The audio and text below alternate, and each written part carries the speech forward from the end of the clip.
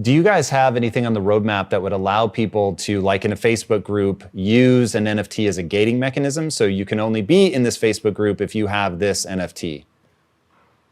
Yeah, I mean, that's certainly, I think, going to be an important part of this. I mean, NFTs as a mechanism for proof of ownership or proof of authenticity. People are already experimenting with this with a bunch of NFTs outside of our services, and yeah, certainly I think that seems like one important use case to support over time. So yeah, I mean, I did mention that we're starting on Instagram. I mean, the news today is that I've been talking about how we've been building something. Today, we're actually shipping it, right, and getting started with that. So that's exciting. It's always fun to go from talking about something and building it to getting it in front of real people and getting feedback. But yeah, the Facebook integration is coming soon. And I think use cases like what you're talking about are going to be pretty important there. I think that there are probably uses for that within Instagram too, not just Facebook, but I think groups is one where that would make sense. Yeah, I think people are going to be surprised when you really sit down and think about all the different ways that you can use an NFT as what I call a signaling molecule, that it offers some instruction, whether it's something simple like letting somebody into a group, or it's something more complicated of show a video but only to this person, or if you have that, you get this for free. I mean, there's all kinds of things that people can do. And right now, partly because of gas on Ethereum and things like that, you get people making, like, they want every NFT to be worth a fortune. But I think as people begin to rethink them and as they can be sold more affordably, that a whole world of options will open up in terms of how people can use this stuff. Now, as I start thinking about that, it inevitably takes me to AI and how we use AI to discern patterns as people have more and more and more NFTs. What's the role that AI is playing for you guys? In what way are you investing in it? Well, I mean, AI is probably it's one of the technological trends that we see that continues to make even faster progress than I predict on a kind of consistent basis. So that's been really awesome to see.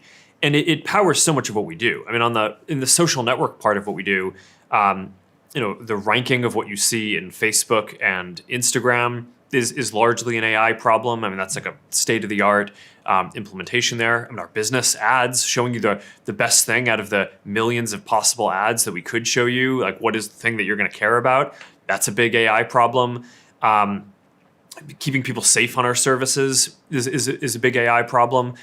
Within the metaverse, I think that there's a handful of these too. So, we talked a bit about avatars before, and I think people are going to have a range of avatars, right? So on the one hand, you might want a photorealistic avatar that really looks exactly like you do for more formal meetings or work or things like that.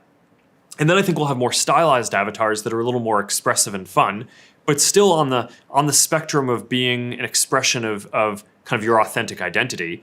And then I think there's this other dimension, which is more about fantasy. So I think you'll want a maybe expressive, cartoony style avatar, but maybe you want to be a dragon one day.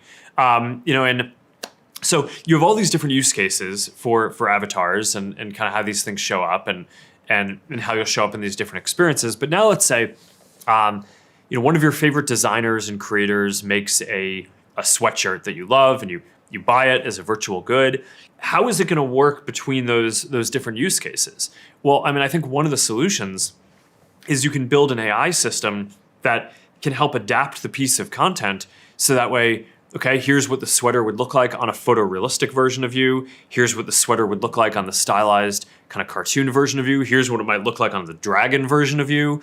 And I mean, that I think is going to be really powerful for the whole metaverse economy, because now all of a sudden, if you're a creator, you just basically design the thing once and the AI helps scale it to how you want to express yourself in these different modes. Whereas without that, maybe this is sort of a form of interoperability too, because without that, maybe the designer or the creator makes one thing and you can use it for, just your photorealistic avatar, for example, and then it doesn't work for the others. And if it's less valuable, if you can't use it in as many cases, then you're probably not going to be willing to pay as much for it, which means that now the creator is either not going to have as many sales or people aren't going to be as interested in it. So the AI, I think, is going to unlock a ton of use cases like this. Here's another example. We showed this prototype of something called BuilderBot, which is basically a helper for people creating worlds in Horizon.